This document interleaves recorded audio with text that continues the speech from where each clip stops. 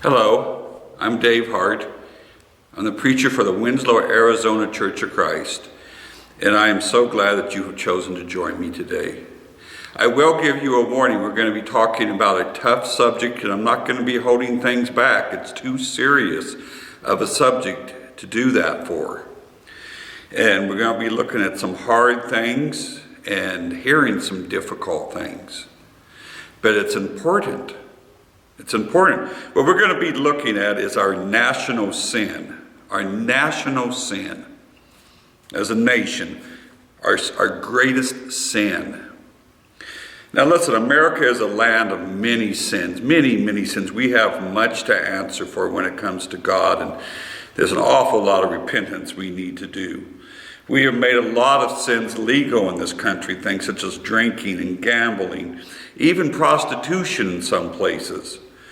But there's also a lot of practice of sins that are not legal, such as most murders, drugs, rapes, arsons, things of that nature.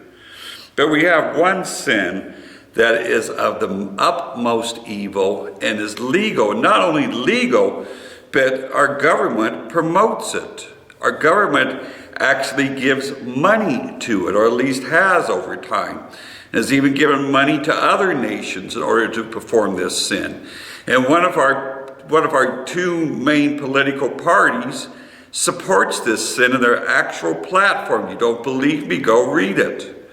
They support it, and they promote it, and they protect it, and they do everything they can to see that it is able to be done as much as anybody would like to have it done, with the government's permission and with the government's help. And that is the sin of abortion. That is the sin of abortion, child murder. We have legalized child murder in this nation. When I grew up, I don't know about kids nowadays in school, I don't think they get taught this kind of stuff like I did, but I was taught all about Nazi Germany and how awful it was with the things that they did to the Jews and to the blacks and to the gypsies and to those with mental and physical problems. And it was terrible. It was an awful thing that happened to them, ungodly, immoral. But we have killed way more children. Way more people than the Nazis have ever dreamed of. Yet we want to be some kind of moral judge to what they did? When we allow what we allow to happen with the government sanction, government support? Just think of what we're doing with the support of the government and the law of this land. Just because something is legal does not make it moral or right with God. And we murder these children by the truckloads. We're in the midst of this terrible plague right now, and it is terrible. And we need to do everything that we can to try and prevent it from spreading. I'm all for that. But many more children have died than the people that have died from this plague during the time of the plague.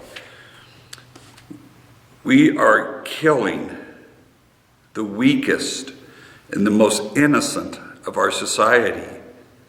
The ones who should be protected the most. The safest place in the world should be in the mother's womb. But in America, it is the most dangerous. Many people that I come across will talk about, well, there's no one sin greater than another sin, and you know, all sin, you're going to lose your salvation. And listen, I agree 100%. Any sin will cause you to lose your salvation, but some sins are worse than others. Some sins are greater than others. Look at what Jesus said when he was brought to trial before Pilate. He told Pilate that the Jews had the greater sin than Pilate did. All throughout the Old Testament, there was, and we're going to see this, we're going to see as we go through the lesson today in the Bible, that there was different penalties for different sins. As the sin was a worse sin, a more darker sin, a more grievous sin, the penalty was greater. I'm not condoning any sin, because like I said, any sin will cause you to lose your salvation. But there are consequences for sin, and some sins have greater consequences than others. So let's go ahead and see what the Bible has to say about this disgusting, terrible, demonic sin of child murder. Deuteronomy 5 verse 17 says, "You shall not murder." What is murder? Now listen, I want you to understand that this is the correct translation. Some translations say you shall not kill. Now that's not the correct translation, because sometimes it's justifiable to kill. If the government deems it necessary for a man who has committed a heinous crime to be put to death, that's not murder. That's killing that person. That's justice. If you have to defend yourself from somebody that's trying to kill you or your family, that's not murder. That is self-defense. If you are a soldier protecting your country, protecting a nation in a justifiable war, that's not murder. There again, that is defense. That is defense. So what is murder? Murder is the premeditated desire to murder somebody, to kill somebody in a premeditated sense. So, in other words, you have somebody that's waiting outside your house, and they jump out of the bushes because they want to rob your house, and they murder you, take your keys. That's murder. That's what we're talking about, is premeditated. Our justice system, that's why they have first-degree murder, second-degree murder, third-degree murder, manslaughter, because there's differences in the type of murder. But the murder we're talking about here of abortion is the worst kind. It's not a heat of a moment type of murder. It's not in any way justifiable or self-defense or anything like that. It is the premeditated murder of a child. The premeditated murder of a child. We are made in the image of God. We are made in the image of God. And to murder that image, of God, you don't get sins that are worse than that.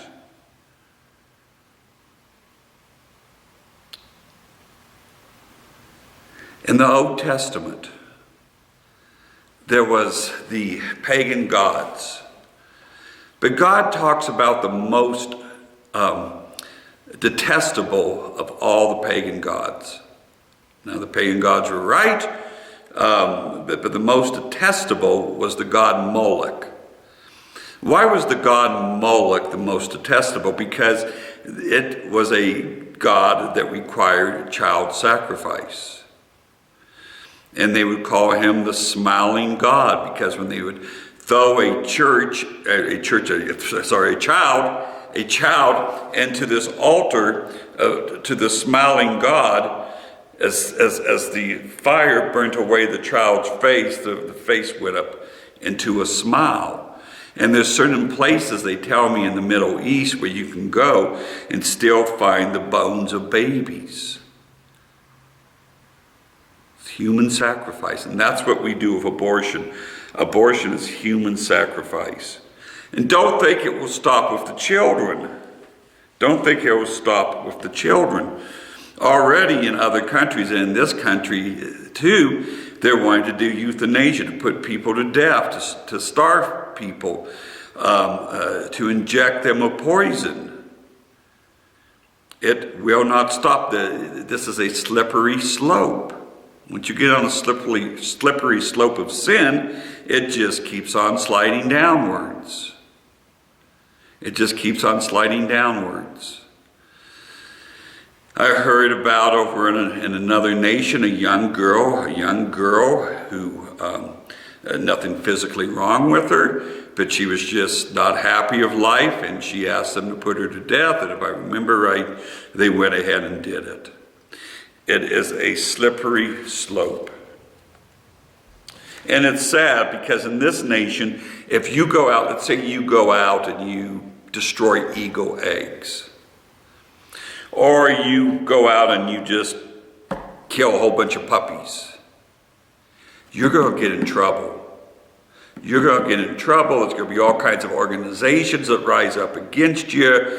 Your face is going to be everywhere, but you murder a baby, no big deal.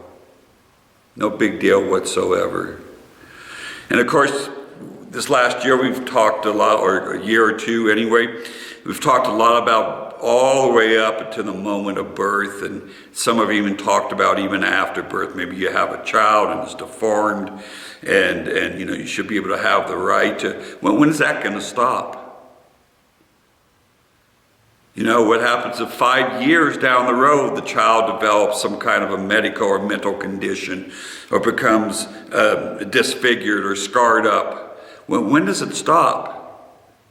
And when does life begin? Well, we know life begins as soon as life is conceived. We know life begins as soon as it's conceived. Now, some people say, well, it's not life till so-and-so time. Well, ask them, who sets up that rule? And when does it become a life? Is it okay to kill a baby at 3 months? What I'll do sometimes is say it's okay to kill a baby at 5 years. If they're 5 years old and there again, the baby, the child is messy or whatever, so is it okay to kill them at 5? No. What about 4? No. What about 2? No. What about 1 year old? Can you kill a 1-year-old baby? I mean, they're really not doing much by then. No. What about 1 month? No. What about 1 hour? What about 1 hour before? What about 2 hours before? Do you see what I'm saying? It is life. It is life. And you hear women who say, well, it's my body, it is your body, but that baby is not part of your body. That baby is not part of your body. Well, the baby's dependent. Well, so is a 1-year-old. So is an elderly person. I've been dependent when I've been real sick or I've been hurt real bad. I'm dependent on other people to provide for me, to care for me for a time. Does that mean I deserve to die during those times? No, human life has value because human life is made in the image of God, and all life is valuable and important. Isaiah 5 verse 20. Isaiah 5 verse 20 says, woe to those who call evil good and good evil, who put darkness for light and light for darkness, who put bitter for sweet and sweet for bitter. So what the pro-abortion people try to do is they try to make it sound like it's a good thing. And a lot of times they will always go to things like, what about cases of incest or cases of rape? Listen, those are terrible things. Those are terrible, terrible things. They should never happen. Terrible, terrible things. And I feel so sorry for any woman who has ever had to endure such terrible things. But that still does not justify killing an innocent person. See, the baby's innocent. It's not the baby's fault. It's not the baby's fault. And you can read about, you can search the internet and you can read about person after person who was born in those terrible conditions and grew up to be valuable people, to be important people. Don't try to say it's good, you get a lot of, and then there again, it's very few actually that actually have the rape or the incest issue. Most of the time it's just for convenience. Most of the time it's just for convenience. It's used as a birth control. It's used because I don't want this baby to get in the way of my life. So can we just murder somebody because they get in the way of our lives? I'm afraid there'd be an awful lot of murder going on. Oh, that person took my parking spot. Boom, I'm going to shoot them. They got in the way of my life. They become an inconvenience to me. You see how stupid that is? How wrong, how morally wrong, how ungodly that is? You can make up all the excuses you want. There is no reason to ever kill another person unless it is a case of self-defense or it's a case of government justice upon somebody else. We are not to call good evil and evil good. Exodus 21, 22 through 25. If men fight and hurt a woman with child so that she gives birth prematurely, yet no harm follows, he shall surely be punished accordingly as the woman's husband imposes on him, and he shall pay as the judge determines. But if any harm follows, then you shall give life for life, eye for eye, tooth for tooth, hand for hand, foot for foot, burn for burn, wound for wound, stripe for stripe. So, if two men are fighting, two men get in a fight, and because they're fighting, they hurt a pregnant woman. And this is where I'm talking about. There's different consequences for different sins, and some sins are worse than others. So two men are fighting, and they hurt a pregnant woman. Pregnant woman gives birth prematurely, but there's no harm. The baby's okay. The baby, lives and is fine. It's just born prematurely, and a lot of babies are born prematurely, and they do just fine. And anymore, they can really be born premature, and with our medical advances, they can just do fine. A relative of my wife's recently, they had a baby who was very, very born very prematurely, just a little bitty thing. And of course, they were very concerned, but last I heard, the baby's doing fine. It looks like it's going to be fine. So the law here was two men are fighting. They get mixed up somehow with a pregnant woman. Pregnant woman gives birth, but the baby is okay. Then the persons that caused this accident, they were going to have to go to the judge. And the judge was going to settle some kind of penalty for them for doing this to her. But it says, verse 23, if any harm follow, you shall give life for life, eye for eye, tooth for tooth. So if the baby is because of this, these people fighting, if the baby dies, then the people that caused that death is going to have to die for that. See, the Bible sees the child in the womb as a person, as a legal person with legal rights. There is no separate word in the Bible for fetus or something of that nature. It's always called a baby. Always called, that's significant. It's always called a baby. So we see here under the law of the Old Testament, if you caused a woman to lose her child by fighting, you were given the death penalty. You were given the death penalty because it was an eye for eye, tooth for tooth, death for death.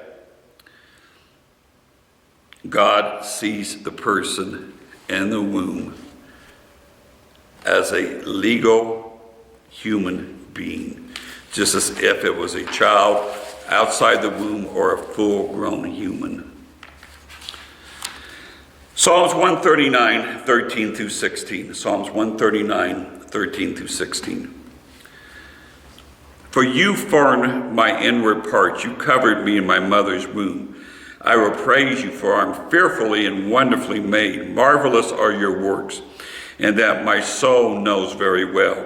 My frame was not hidden from you when I was made in secret and skillfully walked in the lower parts of the earth. Your eyes saw my substance being yet unformed. And in your book they all were written, the days fashioned for me, when as yet there were none of them. We are God's greatest creation. God forms us in the womb in the image of God. And we are all born with the potential to do great things on this earth for the Lord. We are God's special creation, and He loves us. And remember, the Bible talks about, the kingdom of heaven. We must become as little children. Well, why is that? Because children are innocent. So when you murder a baby, you are murdering an innocent person created in the image of God. And all the potential, it had all the plans. See what it says here? There was plans that God had for David. More about that next passage. There were plans. Didn't David, David wasn't perfect. None of us are perfect. David did great things for the Lord. Wonderful things for the Lord. Things that God had planned out from the moment he was conceived. From the moment he was conceived.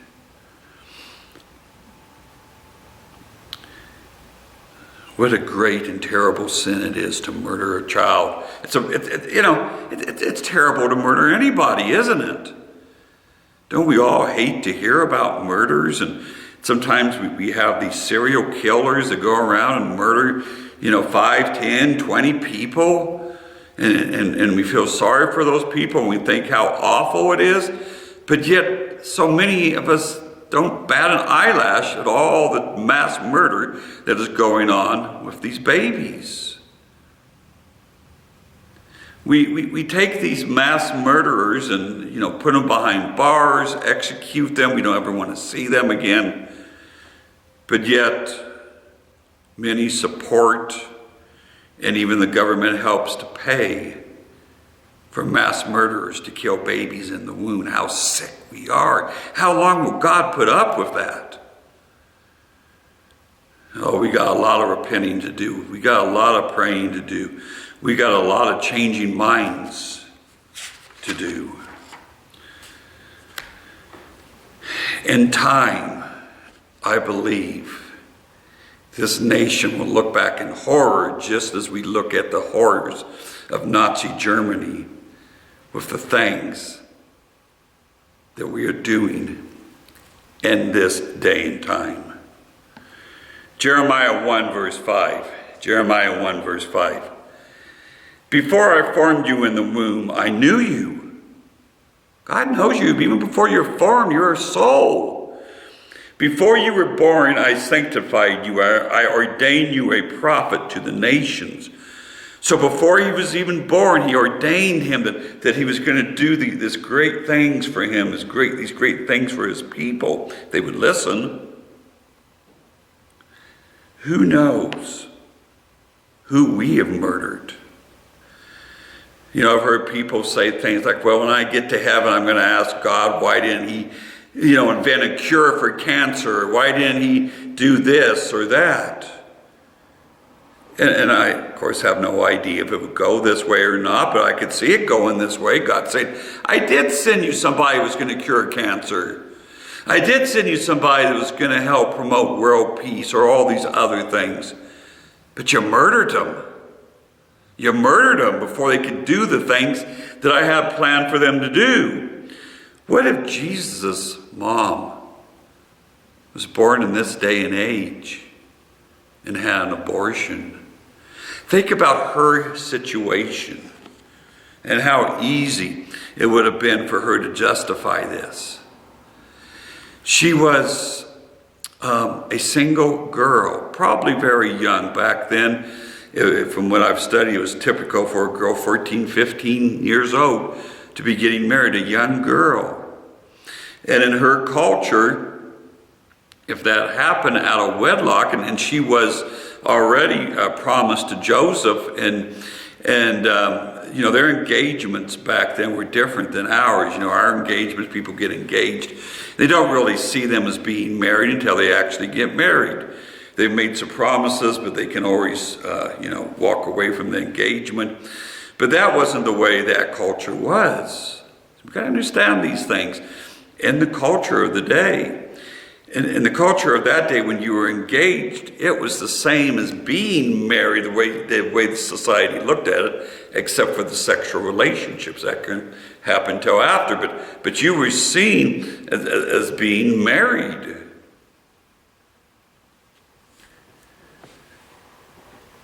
How easy it would have been for Mary in this day and age to say, no, I don't want this.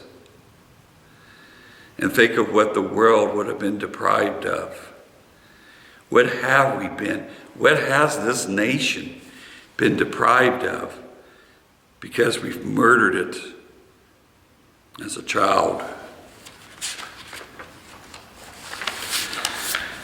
Luke 1, verse 41. Luke 1, verse 41. And it happened when Elizabeth heard the greeting of Mary that the babe leaped in her womb, and Elizabeth was filled with the Holy Spirit. Notice here again it says babe. It doesn't say fetus or subhuman or anything like that. It says the babe. Babe always refers to the child in the womb as a person. The Bible always refers to the child in the womb as a person, as a baby. And isn't it interesting, the first to acknowledge Jesus was an unborn child. The first to acknowledge Jesus was an unborn child.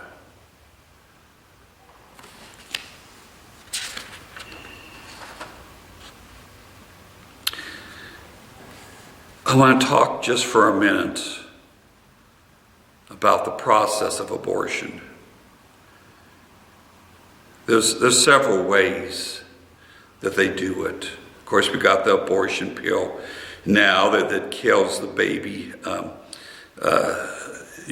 when it's first conceived. But other methods of abortion, putting salt solution into the mother, which melts the baby like acid. Could you imagine having acid poured over your body as it melts away? Another form of abortion is they take knives and instruments up there and they cut the baby to pieces. Pull out, cut the arm off, pull the arm out, cut the leg off, and they got to lay all the pieces down on a tray and examine it to be sure they haven't left any piece inside the woman, which can cause a terrible infection. Think about having your arms and your limbs cut off piece by piece. Another way is they'll take a vacuum up there and suck the babies out piece by piece. There's a video, if you have not seen it, I wish you would watch it. It's called The Silent Scream. The Silent Scream. And it shows them performing a live abortion on a baby. And it shows the baby's mouth opening into a scream, trying to avoid and get away from the instrument that's bringing its death.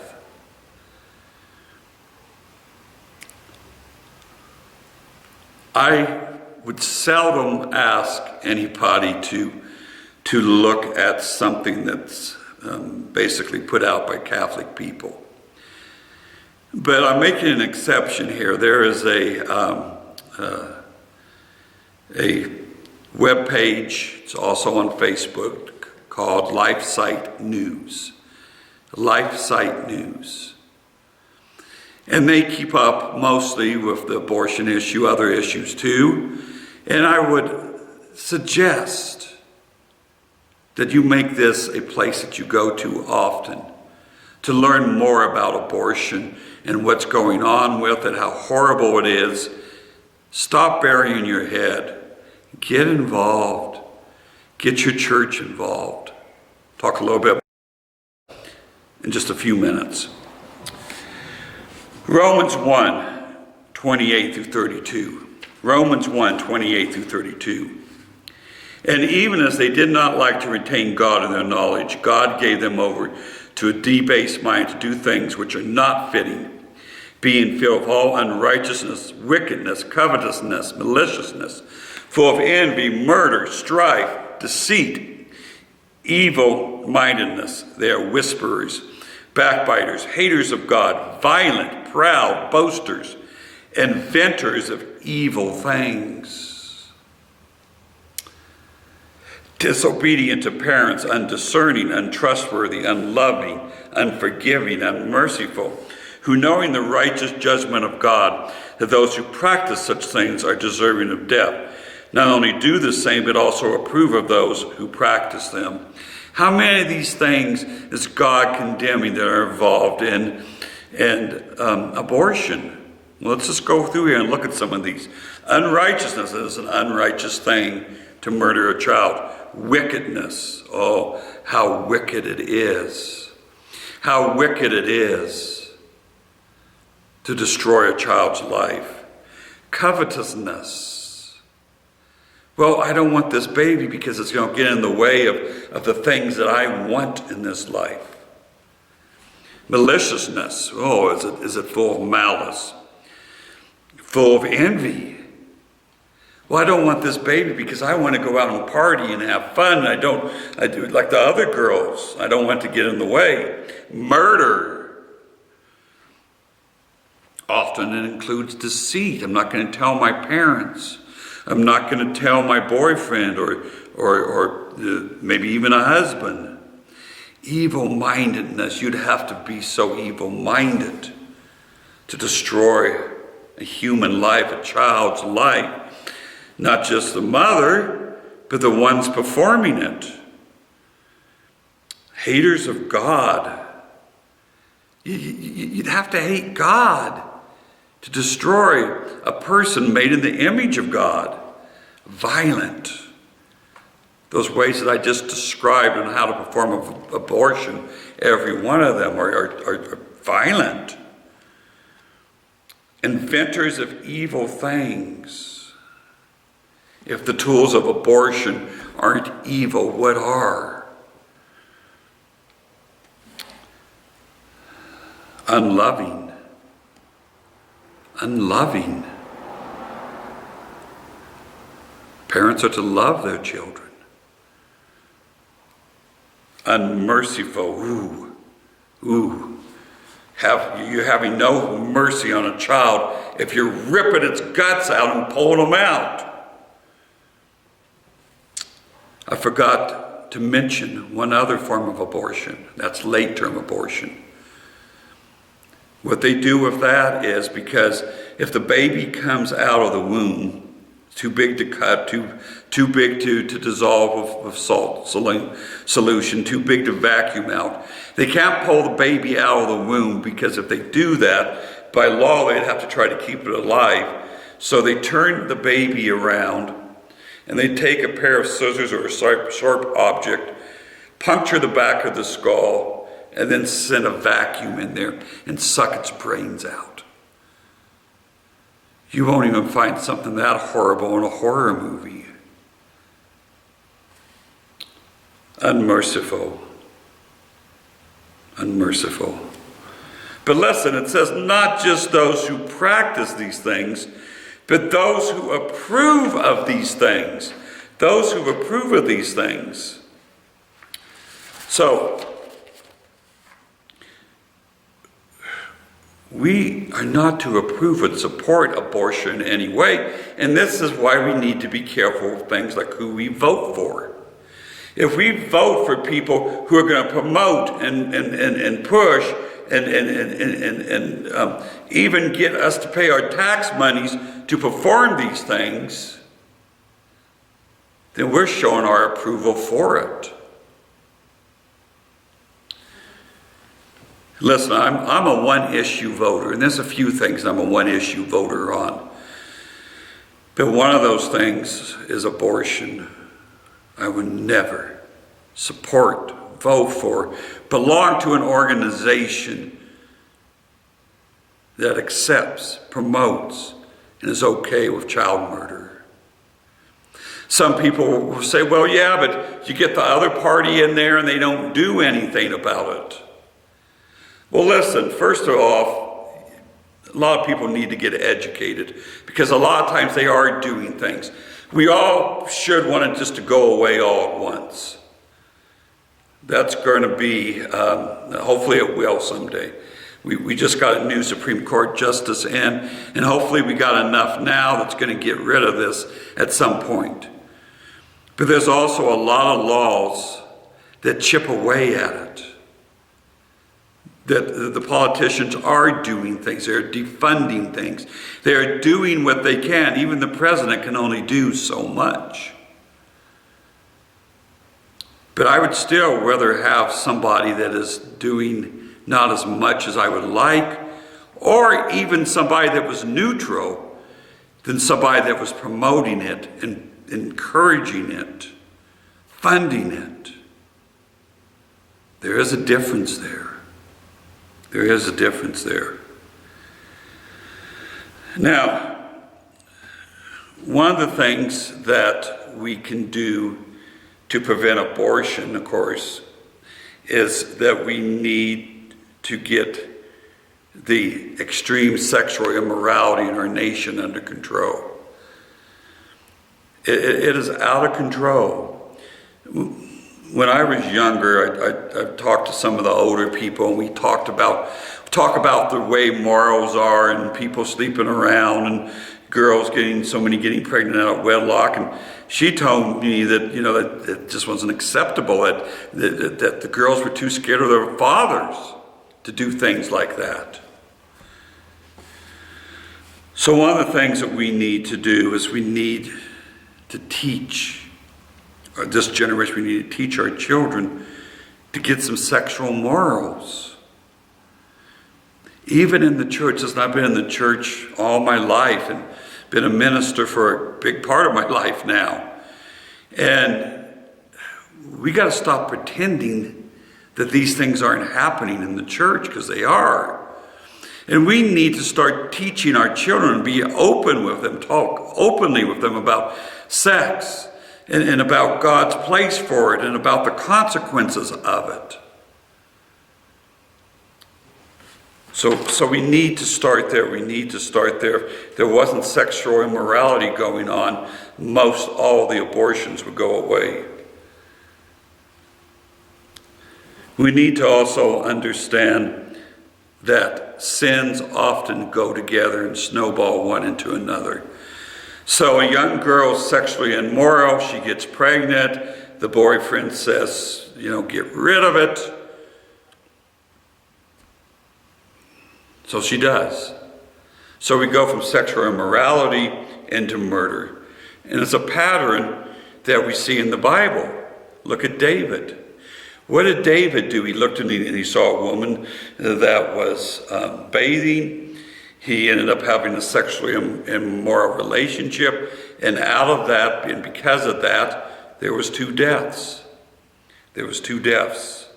A murder and one where God took the child home as punishment for David and his sin. These sins go together. So we need to do what we can to educate people, to nip it in the bud before it ever happens. We cannot approve of or support those involved with abortion, including with politics and with voting. And I'm sorry if that hurt somebody's feelings. I'm sorry if somebody doesn't like that. But you know what? This is about killing children. This is about murdering children, and that's just too bad. I want to read a little something here, and then we're going to talk about some things that we can do as a church and as individuals to help stop this terrible genocide that is happening in our own nation. This is called Dear Mommy. Dear Mommy, I am in heaven now, sitting on Jesus' lap. He loves me and cries with me, for my heart has been broken. I so wanted to be your little girl. I don't quite understand what has happened. I was so excited when I began realizing my existence. I was in a dark yet comfortable place. I saw I had fingers and toes. I was pretty far along in my development, yet not near ready to leave my surroundings. I spent most of my time thinking or sleeping. Even from my earliest days, I felt a special bonding between you and me. Sometimes I heard you crying and I cried with you. Sometimes you would yell or scream and cry. I heard Daddy yelling back. I was sad and hoped you would be better soon. I wondered why you cried so much. One day you cried almost all the day. I hurt for you. I couldn't imagine why you were so unhappy. That same day, the most horrible thing happened.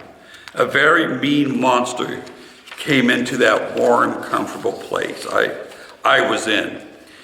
I was so scared. I began screaming, but you never once tried to help me. Maybe you never heard me. The monster got closer and closer, and I was screaming and screaming, "Mommy, Mommy, help me, please, Mommy, help me." Complete terror is all I felt. I screamed and screamed until I thought I couldn't anymore. Then the monster started ripping my arm off. It hurt so bad. The pain I could never explain. It didn't stop. Oh, how I begged it to stop. I screamed in horror as it ripped my leg off. Though I was in such complete pain, I was dying. I knew I would never see your face or hear you say how much you love me. I wanted to make all your tears go away. I had so many plans to make you happy. Now I couldn't. All my dreams were shattered. Though I was in utter pain and horror, I felt the pain of my heart breaking above all. I wanted more than anything to be your daughter. No use now, for I was dying a painful death. I could only imagine the terrible thing that they had done to you. I wanted to tell you that I loved you before I was gone, but I didn't know the words you could understand, and soon no longer had the breath to say them. I was dead. I felt myself rising. I was being carried by a huge angel into a big, beautiful place. I was still crying, but the physical pain was gone. The angel took me to Jesus and set me on his lap. He said he loved me and he was my father. Then I was happy. I asked him what that thing was that killed me. He answered, abortion. I am sorry, my child, for I know how it feels. I don't know what abortion is. I guess that's the name of the monster. I'm writing to say that I love you and to tell you how much I wanted to be your little girl. I tried very hard to live. I wanted to live. I had the will, but I couldn't. The monster was too powerful. It sucked my arms and legs off and finally got all of me. It was impossible to live. I just wanted you to know. I tried to stay with you. I didn't want to die. Also, Mommy, please watch out for that abortion monster. Mommy, I love you, and I'd hate for you to go through the kind of pain I did. Please be careful. Love your baby girl.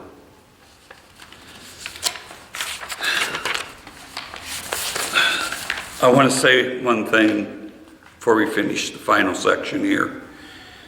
If you have had an abortion, or you know somebody that has, yes, it is murder. But there is forgiveness. Jesus Christ will even forgive that. There's still hope for you. And God can still use you in a powerful and mighty way, maybe even to save the life of another child, or to save a woman from the pain and agony that you might have experienced or might still be experiencing. There is great forgiveness in the Lord, and He desires to forgive you, even for the murder of a child. So what can we do? What can we do as Christians? What can we do as a church? Well, we need to pray. We need to pray as an individual. We need to pray as a church. And I'm here to confess that I don't do it, and the church here doesn't do it as much as we need to, as much as we should. We kind of just go on with our lives, and all the other issues that might seem more pressing and more important kind of get in the way of this at times. But we need to be praying about it. We need to, of course, help people to become Christians, because part of being a Christian is to be against murder. And if you're a Christian, if you're a true Christian, you're going to be against murdering children. Those are the two most important things we can do. Pray. Keep praying. Turn people to Christ and away from murder and supporting murdering. We need to teach and get the word out there. You know, a lot of us have Facebook pages and things like that. Start posting things about life and about abortion and how wrong it is. Start teaching people. Start telling people. Start having Bible classes about it. 4, we need to help mothers and fathers who are targets for abortion, who are people who might become involved with an abortion. We need to help them, give them support and encouragement and time, maybe even money. We listen, a lot of abortions there again are unwed mothers, and we know they've committed sin to get in this position. But just as with David, even though David committed one sin, he didn't have to commit the other sin. So yes, they committed sin, but we need to come alongside them so they don't commit more sins. Yes, we can help them to understand in a loving and kind way what they did to get in that position was sinful and was wrong, but don't compound it by doing something even worse. So we need to help mothers and even the fathers. And we also need to help those who have had abortions. Things that I've read about women who've had abortions, so many of them, years down the road, are still having mental effects from it, spiritual effects from it. So we need to come alongside these people and help them. 5, we need to help groups that are trying to fight the abortion agenda. Now, we need to be careful here. We don't want to, support denominationalism and false religions and things like that. So we need to be careful, but where we can and we can find where we're able to, we need to support these groups that are standing against these things, standing against abortion, and out there trying to help, women who might be vulnerable to it. And number 6, we need to vote. We need to vote. We need to vote. We need to vote. We need to look at every candidate. And there again, if we see that they are supporting murder, I've had people say, well, you just can't look at one issue. You got to look at the whole thing. Would they feel that way if there's a candidate that said every second born child is to be murdered and they were the second born child? That's what happens in China, I don't think they'd be for it, do you? I think they'd be a one-issue voter. But because it's not happening to them, no big deal, just go murder a child. That's sick, and that's sad, and that's perverted. You need to see, you need to be involved. know some Christians don't like to be involved in politics.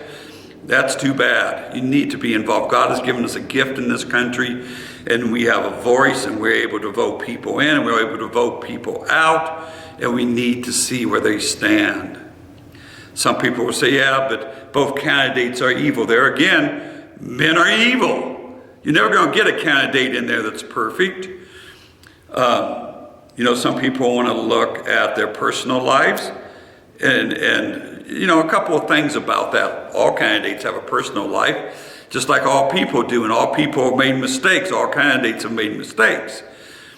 You need to see where they're at now. Some have left those mistakes and that lifestyle way behind. You need to see where they're at now with their lifestyle, but more importantly than that, even, is you need to see what they say they're planning on doing when they get in. If they say they're planning on supporting abortion, encouraging it all the way up to birth, and forcing taxpayers to give money to it, there's no way that person's getting my vote ever. We need to start taking a stand. We need to start seeing this as important.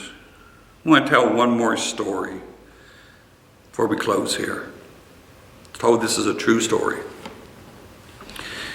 Nazi Germany. There was a church that was close to one of the internment camps, that was killing Jews. Well, while they were torturing and murdering these Jews, it was happening sometimes while they were having church service. And they could hear the screams of the Jews. And you know what the church did? It sang louder. It sang louder so that it wouldn't hear the screams of the Jews dying. What are you going to do about these children? Are you just going to sing louder? Or is the church and Christians going to be the church and going to be Christians and going to take a stand and do everything within our power and ability to end this terrible, terrible procedure that is murdering children by the thousands constantly throughout our nation and the world? I know this has been a hard sermon. It's not been an uplifting sermon, but they all can't be. And this is an important subject. And this video is coming out right before the election. And I hope that you would look into your heart and vote for life.